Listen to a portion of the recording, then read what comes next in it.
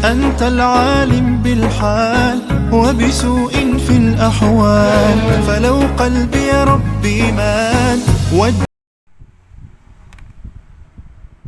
Assalamualaikum warahmatullahi wabarakatuh. Alhamdulillahirabbil alamin. Assalatu wassalamu ala asrafil anbiya'i wal mursalin wa ala alihi washabbihi ajma'in. Amma ba'd. Alhamdulillah kita dapat dipertemukan melalui virtual atau melalui video ini walaupun tidak bertatap muka secara langsung ya. Oke, pada kesempatan ini kita belajar berkaitan dengan pengantar manajemen, khususnya untuk teman-teman semuanya pada pertemuan kedua kali ini ya. Jika kemarin kita telah perkenalan ya, melakukan suatu perkenalan nama teman-teman semuanya, sekarang kita masuk ke ranah materi pengantar manajemen kesempatan kali ini. Oke, sebelumnya ini ada beberapa makna ya berkaitan dengan apakah itu manajemen. Jadi manajemen ini merupakan alat untuk mencapai tujuan ya. Kemarin teman-teman telah menginformasikan kepada ibu dan juga teman-teman lainnya bahwa di antara cita-cita teman-teman ini kelas ini ada yang ingin menjadi dosen, ada yang ingin menjadi praktisi perbankan, dan juga ada yang ingin jadi pembisnis ya misalnya.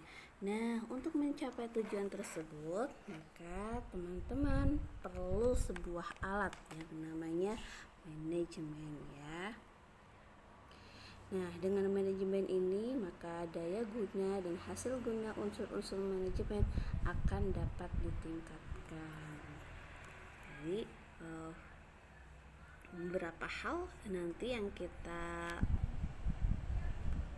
tangani atau kita temui pada proses untuk memanage atau mengatur. Nanti kita akan dari beberapa hal pertanyaan itu diantaranya ini ya, apa yang diatur, apa tujuan yang diatur, mengapa harus diatur, dan siapa yang mengatur serta bagaimana mengaturnya. Contoh kecilnya ya teman-teman, sekarang masih semester 2, teman-teman bercita-cita ingin lulus tepat waktu. Apa yang diatur berarti menyelesaikan pendidikan S1 tepat waktu, atau lebih spesifiknya lagi selesai dalam jangka waktu 4 tahun ya. Jadi dalam jangka waktu 4 tahun tujuannya ya, dalam waktu jangka 4 tahun teman-teman dapat melaksanakan masa studi S1. Apa tujuan yang diatur? Nah, misalnya untuk memperoleh gelar sarjana ekonomi. Mengapa harus diatur supaya dapat sesuai dengan cita-cita yang diinginkan. Tadi misalnya dapat melaksanakan atau menyelesaikan pendidikan S1 tepat waktu, yaitu dengan jenjang waktu 4 tahun. Siapa yang mengatur? Siapa yang mengatur? Berarti karena ini masih tadi contohnya berkaitan dengan mahasiswa, jelas yang mengatur pribadi atau para peserta didik dan juga pendidik. Bagaimana mengaturnya? Nah, teman-teman harus sudah mengatur dari sekarang ya. Kira-kira misalnya untuk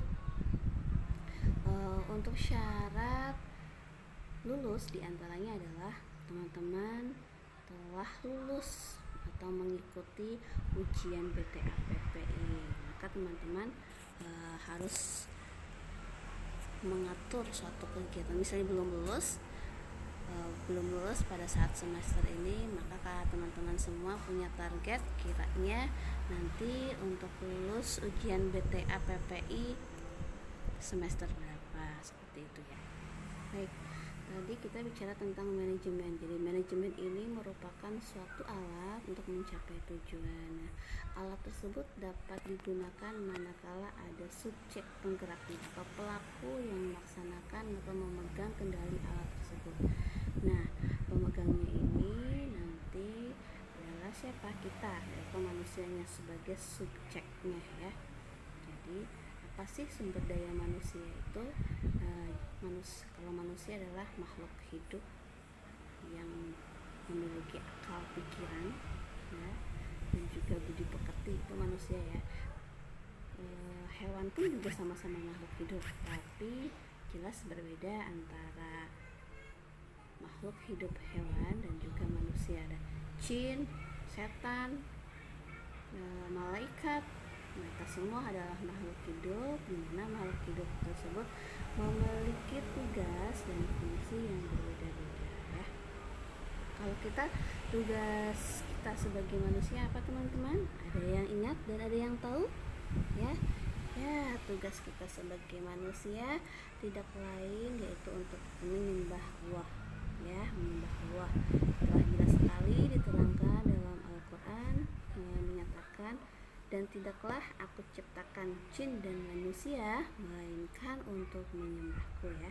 Wa ma khalaqtul jinna wal insa illa liya'budun. Nah, ini bicara tentang sumber daya manusia. Jadi sumber daya manusia ini adalah kemampuan terpadu dari daya pikir dan daya fisik yang dimiliki individu, yang dimiliki manusia. Perilaku dan sifatnya ditentukan oleh keturunan, lingkungan, ya. Sedangkan prestasi kerja nanti dimotivasi oleh keinginan untuk memenuhi suatu kepuasan. Oke, selanjutnya apa sih unsur-unsur yang berada dalam manajemen? Jadi unsur-unsur manajemen diantaranya ada manusia, ya, ada manusia, money, uang. Nah, ini merupakan sebagai salah satu alat yang ada dalam suatu manajemen juga, ya. Metodologi, mesin, ya, berarti mesin. Materials ini apa? Maksudnya di sini adalah modalnya, market, dan juga pemasaran. Jadi ini ada beberapa unsur-unsur manajemen, 1, 2, 3, 4, 5, 6, ya, ada 6 unsur manajemen: manusia, uang, metodologi, mesin, material, modalnya juga bisa, dan juga dari segi pemasaran, ya. Nah, dalam manajemen sumber daya manusia itu terdapat 3 pendekatan, ya. Ada 3 pendekatan. Metode pendekatan sumber daya manusia atau manajemen sumber daya manusia itu digolongkan menjadi tiga pendekatan. Pertama, pendekatan mekanis, pendekatan paternalis, dan juga pendekatan sistem sosial. Baik, pertama tadi adalah pendekatan mekanis, ya, atau dengan menggunakan pendekatan klasik, pendekatan mekanik. Jadi pendekatan mekanik ini adalah proses penggantian peranan manusia dengan tenaga mesin untuk melakukan suatu pekerjaan, ya. Jadi perkembangan industri dengan penerapan mesin-mesin dan alat-alat elektronika pada bidang produksi ini jelas telah membawa kemajuan yang sangat pesat dalam efisiensi kerja. Baik, dari pendekatan mekanis ini, pendekatan mekanis ini akan menunjukkan perilaku bahwasanya tenaga kerja itu harus dikelompokkan menjadi modal yang merupakan salah satu faktor produksi, ya. Dengan kata lain, lebih baik untuk mendapatkan tenaga kerja murah tetapi mampu memaksimalkan dan mendapatkan hasil yang lebih besar untuk kepentingan pengusaha. Jadi dengan modal yang kecil dan dapat memperoleh hasil yang maksimal. Kenapa?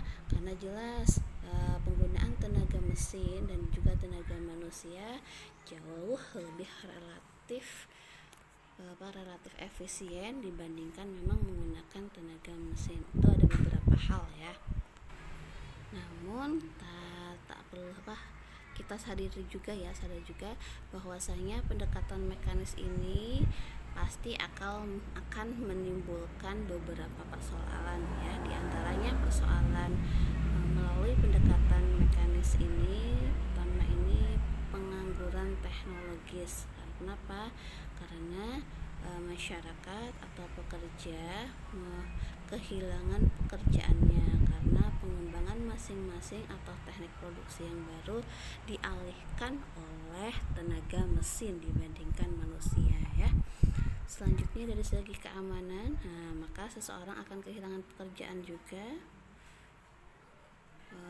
dan karena kehilangan pekerjaan maka sumber penghasilannya jelas akan hilang. Nah, karena hal-hal terjadi ketidakadilan atau ketidakseimbangan antara suatu pendapatan dalam hal pekerjaan ini juga, maka akan timbul organisasi buruh, di mana organisasi buruh ini untuk melindungi karyawan dari sikap sewenang-wenang pihak perusahaan ya atau pihak manajemen. Nah, dengan adanya pendekatan mesin ini maka juga akan berkurang suatu kebanggaan dalam suatu pekerjaan ya. Manajemen kurang menghargai kecerdasan atau goodwill dan kreativitas para pekerja. Kenapa? Karena semuanya sudah tergantikan oleh mesin, jadi lebih efisien.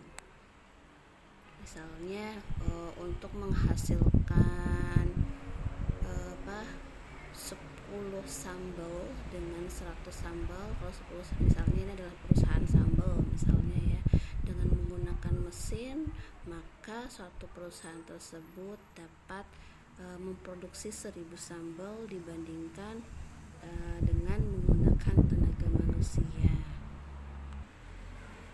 Selanjutnya di sini ada pendekatan paternalis ya, di mana pendekatan paternalis itu yaitu suatu konsep yang menganggap bahwa manajemen itu sebagai ayah dan bersikap melindungi terhadap para karyawannya ya. Jadi suatu manajemen itu merupakan keluarga atau pelindung bagi setiap pekerja yang ada di dalamnya. Dan ciri-ciri dari pendekatan paternalis ini yaitu diselenggarakannya suatu program personalia. Suatu program personalia tersebut tidak didasarkan atas pertimbangan manfaat dari program tersebut. Selanjutnya, setiap keputusan tentang apa dan bagaimana melaksanakan program itu tergantung semata-mata dari pihak manajemen atau pihak perusahaannya. Oke, namun untuk pendekatan paternalis ini sudah mulai pudar ya, sudah mulai jarang dipakai ya, sudah jarang dipakai dan bahkan mungkin dari pendekatan paternalis ini sudah hilang ya. Itu hilang kalau nggak salah sejak tahun 30-an, kalau nggak salah tahun 1930 itu untuk pendekatan paternalis ini sudah tidak lagi digunakan. Selanjutnya yaitu dengan menggunakan pendekatan sistem sosial atau human relation, pendekatan sistem sosial ya. Jadi organisasi atau perusahaan ini adalah merupakan satu sistem yang kompleks yang beroperasi dalam lingkungan yang kompleks pula, yang dapat juga disebut sebagai sistem yang ada di luar.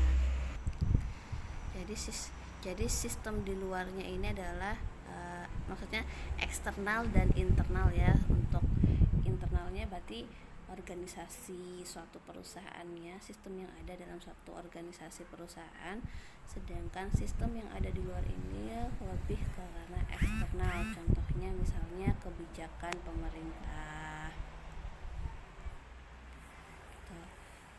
Pendekatan sistem sosial. Jadi dalam pendekatan ini manajer atau pimpinannya lah ya, manajer itu harus menyadari bahwasannya suatu perusahaan ataupun organisasi itu akan terbentuk, akan terwujud dan tercapai jika ada kerjasama yang harmonis antara para pihak yang mengampu di dalamnya, atau antara sesama karyawan, antara sesama partner kerja, antara bawahan dan atasan, misalnya juga ya antara intinya para pemimpin dan karyawannya, dan interaksi yang baik dari kesemua pelaku yang ada dalam suatu organisasi atau perusahaan tersebut ya.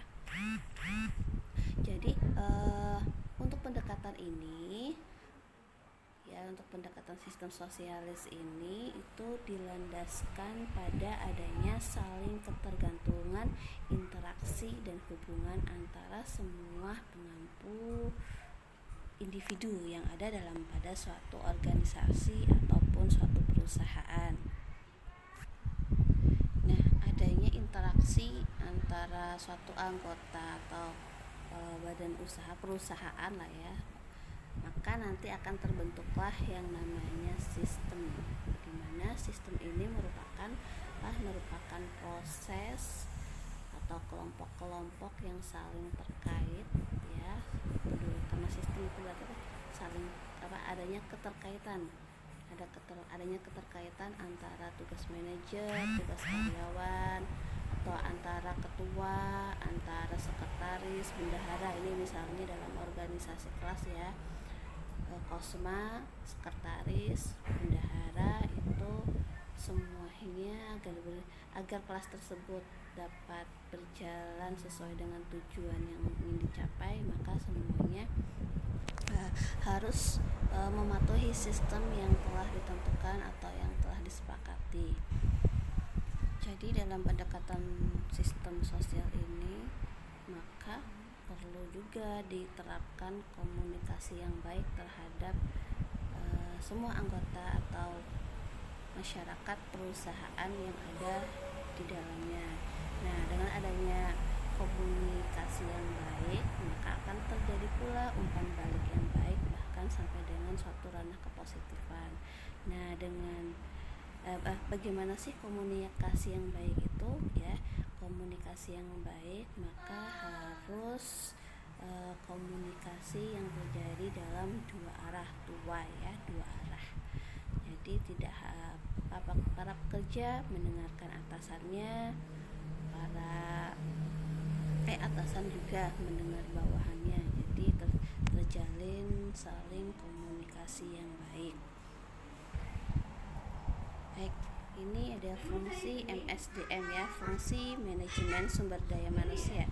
Jadi adanya fungsi sumber daya manusia itu sendiri diantaranya sebagai perencanaan, pengorganisasian, pengarahan, pengendalian, pengadaan, pengembangan, kompensasi, pengintegrasian, pemeliharaan, kedisiplinan sampai dengan pemberhentian atau PHK.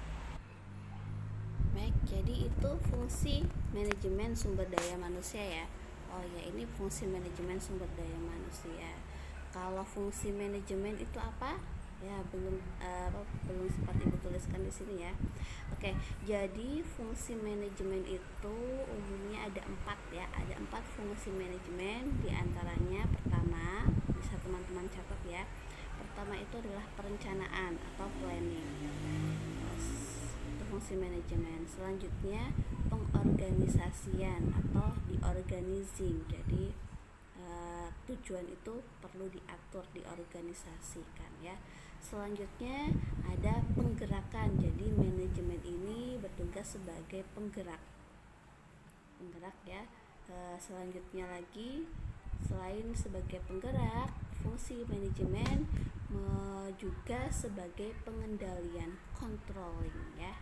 Nah, itu beberapa fungsi manajemen: perencanaan, pengorganisasian, pengarahan, dan juga pengendalian. Oke, selanjutnya tadi bicara tentang sumber daya manusia. Sekarang kita bicara tentang ketenagakerjaan ya. Jadi tenaga kerja ini sama dengan atau memiliki makna setiap orang yang mampu melakukan pekerjaan guna menghasilkan barang atau jasa, baik itu memenuhi kebutuhan sendiri maupun masyarakat. Dan juga tenaga kerja ini juga sebagai salah satu modal bagi bergeraknya suatu perekonomian yang ada dalam suatu negara, ya. Dan ini menurut keahliannya. Jadi tenaga kerja menurut keahliannya itu sesuai dengan aturan Undang-Undang Nomor 13 Tahun 2003 itu dibagi menjadi 3 ya. Ada tenaga kerja terdidik, tenaga kerja terlatih, tenaga kerja tidak terlatih, dan tidak terdidik. Sementara dari jenis ketenaga kerjaan ini secara umum tenaga kerja dapat dibedakan menjadi 2 kelompok ya. Pertama itu ada tenaga kerja rohani, dan selanjutnya yang kedua itu ada tenaga kerja jasmani. Tadi 3 jenis tenaga kerja bila dilihat dari keahliannya. Oke, untuk tenaga kerja rohani ini jadi tenaga kerja rohani itu merupakan tenaga kerja yang dalam kegiatan kerjanya lebih banyak menggunakan pikiran yang produktif dalam proses produksi ya.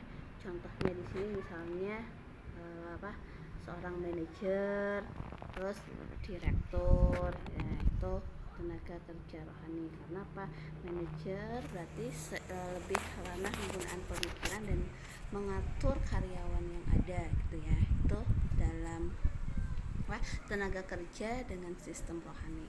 Yang kedua dengan tenaga kerja dari sisi jasmani atau keahliannya ya. Jadi tenaga kerja jasmani ini merupakan tenaga kerja yang dalam kegiatannya lebih mencakup kegiatan pelaksanaan yang produktif dalam suatu produksi. Jadi beda ya. Kalau tadi tenaga kerja rohani ini merupakan tenaga kerja yang dalam kegiatan kerjanya lebih banyak menggunakan pikiran yang produktif dalam proses produksi. Itu untuk rohani, lebih ke ranah pemikirannya. Sementara untuk tenaga kerja jasmani itu lebih mencakup dari pelaksanaan suatu kegiatan sehingga menghasilkan produktivitas seperti itu. Kalau diingat ya tadi, jadi ada dua jenis ketenaga kerjaan, tenaga kerja rohani dan juga tenaga kerja jasmani. Yang selanjutnya untuk tenaga kerja jasmani atau dari segi keahliannya tadi telah dijelaskan atau telah disebutkan dalam Undang-Undang Nomor 13 Tahun 2003 itu terbagi menjadi 3 ya. Ada tenaga kerja terdidik, tenaga kerja terlatih, dan juga tenaga kerja tidak terlatih dan tidak terdidik. Untuk makna atau pemahaman tentang tenaga kerja terdidik. Jadi tenaga kerja terdidik ini merupakan tenaga kerja yang memerlukan suatu kualifikasi pendidikan ya. Contohnya misalnya guru, dosen, dokter, advokat. Nah, itu merupakan tenaga kerja terdidik. Selanjutnya tenaga kerja terlatih. Tenaga kerja terlatih ini merupakan tenaga kerja yang memang diperlukan suatu pelatihan dan pengalaman terlebih dahulu sebelum masuk ke dalam ranah dunia kerjanya. Misalnya pilot ya, terus apalagi sopir, penjahit, itu perlu adanya suatu keterampilan atau pelatihan yang khusus ya untuk tenaga kerja terlatih. Selanjutnya juga ada tenaga kerja tak terdidik. Nah, untuk tenaga kerja tidak terdidik ini ya, itu merupakan tenaga kerja yang memang tidak memerlukan pelatihan atau pendidikan khusus. Misalnya buruh, terus apa lagi ya, tukang sampah misalnya seperti itu. Terus kuli sama saja dengan buruh ya. Jadi itu beberapa jenis ketenaga kerjaan atau tenaga kerja menurut keahliannya. Oke, selanjutnya di sini ada beberapa fenomena masalah tenaga kerja yang terjadi di negara kita Indonesia ya. Pertama, kurang sesuainya kemampuan tenaga kerja dengan pekerjaan. Selanjutnya, rendahnya upah yang diterima oleh tenaga kerja. Dan juga masalah lainnya, kurangnya perlindungan terhadap tenaga kerja. Terus selanjutnya, waktu kerja yang tidak sesuai dengan harkat dan martabat manusia misalnya. Terus ada juga hubungan kerja yang kurang harmonis, kesejahteraan dan kesejahteraan pekerja, terus ataupun serangan tenaga kerja asing. Itu bisa merupakan permasalahan yang sering timbul dari suatu pekerjaan yang ada. Baik, selanjutnya di sini adalah cara meningkatkan mutu tenaga kerja. Cara meningkatkan mutu tenaga kerja diantaranya peningkatan gizi makanan dan kesehatan. Jelas ya, manakala tubuh kita sehat, maka dalam melakukan suatu pekerjaan juga akan lebih baik. Al-aqlus salim fil jislis salim, akal yang sehat terdapat dalam tubuh yang sehat. Nah, itu salah satu petuah jargon menyatakan hal serupa. Jadi peningkatan gizi makanan kesehatan itu juga sangat diperlukan bagi peningkatan mutu tenaga kerja. Selanjutnya meningkatkan pendidikannya, Jadi pendidikan yang ada di negara kita itu ada dua jalur ini dua jalur atau disebut juga dengan sistem ganda, yaitu pertama jalur pendidikan formal dari tingkat SD sampai dengan perguruan tinggi. Selanjutnya ada jalur pendidikan informal.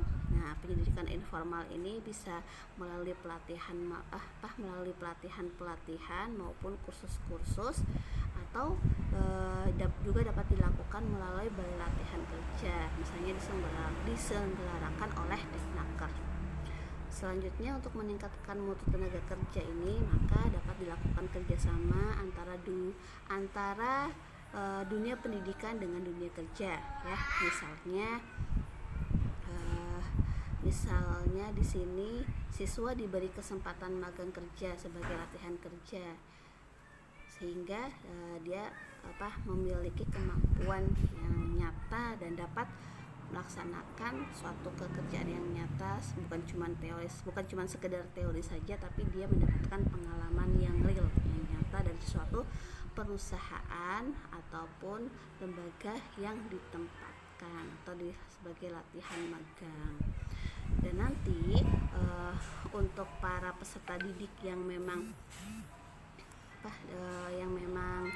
diberikan kesempatan magang tersebut, diupayakan atau diharapkan nanti dapat menciptakan tenaga kerja yang memang siap pakai atau sudah punya pengalaman, ya sudah siap, tidak perlu lagi untuk mengajarkan hal-hal yang memang sangat dibutuhkan dari satu perusahaan yang serupa suatu lembaga atau perusahaan yang sesuai dengan tempat magangnya.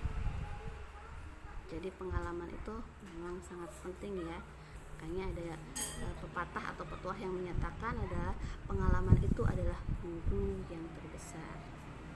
Itu ya teman-teman ya. Dan selanjutnya, untuk meningkatkan mutu tenaga kerja, yaitu peningkatkan kualitas mental dan spiritual, peningkatan beribadah pada agama yang dianut, dan budi pekerti yang luhur itu sangat mempengaruhi peningkatan mutu tenaga kerja, sehingga terbentuk rasa menghargai diri sendiri, menghargai orang lain, menghargai waktu, disiplin, dan dapat juga bertanggung jawab. Itu yang diharapkan ya. Itu. Sementara peran pemerintah dalam mengatasi masalah ketenagakerjaan ini sudah diatur dalam kodifikasi aturan yang ada atau hukum undang-undang ya. Jadi pada pasal 27 ayat 2 Undang-Undang Dasar 1945 itu menyatakan bahwa tiap-tiap warga negara berhak atas pekerjaan dan penghidupan yang layak bagi kemanusiaan. Nah, ini jadi beberapa pengaturan ketenagakerjaan ya. Ada Kemenker nomor 3 tahun 1996, ada Kemenker nomor 150 tahun 2000, nomor 78 tahun 2001, nomor 13 tahun 2003.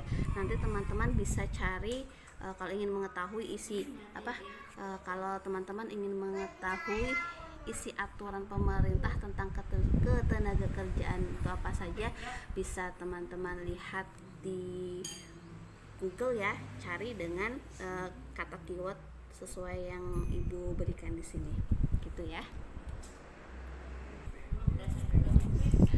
Oke, demikian informasi pembahasan yang dapat ibu sampaikan ya. Mudah-mudahan ulasan yang ibu sampaikan ini bermanfaat dan juga menambah wawasan bagi kita semua ya. Allahumma amin. Oke semuanya, jumpa lagi pada pembelajaran berikutnya ya. Akhir kata dari ibu, assalamualaikum warahmatullahi wabarakatuh.